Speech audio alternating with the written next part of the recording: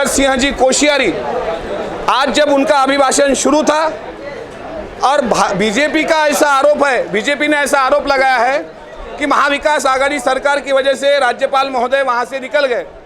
जब पहला पॉइंट पे वो बोल रहे थे, पहला मुद्दा बोल रहे थे, तो हमने छत्रपति शिवाजी महाराज का जय जयकार किया था, जहाँ पे छत्रपति शिवाजी महाराज का सम्मान रखने के लिए उन्हें खड़ा रहना चाहिए था, लेकिन वो वहाँ पे शांत नहीं रहे। दूसरे पॉइंट पे उन्होंने बोलना शुरू कर दिया, लेकिन राज्यपाल जी के अभिभाषण का जो तीसरा मुद्दा है वो कर्नाटक गवर्नमेंट से रिलेटेड है। पिछले कुछ महीनों में जो कर्नाटक गवर्नमेंट में भाजपा की जहाँ सरकार है कर्नाटक में, वहाँ बेंगलोर में छत्रपति शिवाजी महाराज का जो अपमान हुआ, जहाँ शाही फेंकी गई, वो जो मसला है और वो जो पॉइंट है, उस पर भारतीय जनता पार्टी को हमने सवाल पूछा था और बीजेपी को ये पता था। महाराष्ट्र के पूर्व मुख्यमंत्री देवेंद्र जी फडणवीस, इनकी ये सोची समझी साजिश है। मैं स्पष्ट रूप से आरोप करता हूं कि भारतीय जनता पार्टी के कहने पे राज्यपाल महोदय, इन्होंने आज का अभिभाषण आधे में त्याग दिया, वहां से राष्ट्रगान का अपमान करते हुए वो निकल गए। ये भारत देश का अपमान है, ये भारतीय संविधान का अपमान है, ये भारत के राष्ट्रगीत का अपमान है। कुछ दिनों पहले उन्होंने शिवाजी महाराज का अपमान किया था, तो अब कुछ दिनों पहले राष्ट्रमाता सावित्री माई का अपमान किया।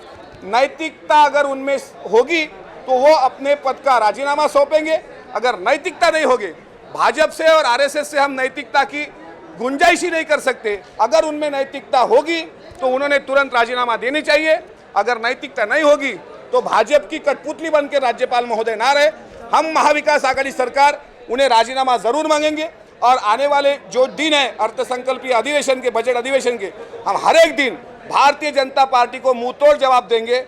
आज उन्होंने ये जो बवाल खड़ा किया, इसके पीछे भारतीय जनता पार्टी की सोची समझी साजिश थी। हम आ भी भरते हैं तो बदनाम हो जाते हैं और बीजेपी वाले कत्ल भी करते हैं तो चर्चा नहीं बनती। आज महाविकास आघाड़ी ने चर्चा की, वो भाग गए, ये भगोड़े हैं। इसीलिए मैं राज्यपाल जी की कड़ी निंदा यहाँ पे करता हूँ। उन्हें गवर्नर और राज्यपाल कहने का कोई अधिकार नहीं। अगर थोड़ी भी समझ उनमें होगी और थोड़ी लज्जा अगर बाकी होगी, वो तुरंत राज्यपाल अपने पद का राजीनामा सौंपे और छत्रपति शिवाजी महाराज के अपमान के बदले महाराष्ट्र से वो माफ़ी मांगे। यही हम चाहते हैं और पूरा अधिवेशन इसी पे होगा। यही बात कहने के लिए मैं आया हूँ। ये महाराष्ट्र को उन्होंने थप्पड़ मारी है, इस देश का अपमान किया है।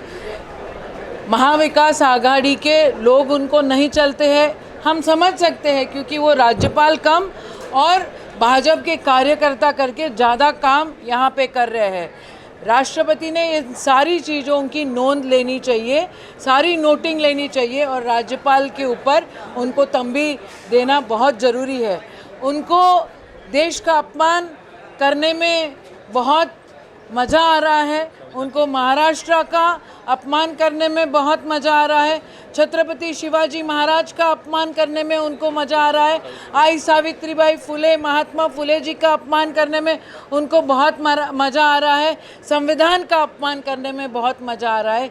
सही मायने में देखो तो लोकशाही जो है अपने देश की, अपने महाराष्ट्र में, अपने देश में, इसको धक्का लगाने की बहुत बड़ी ज़रूरत ये लोग कर रहे हैं।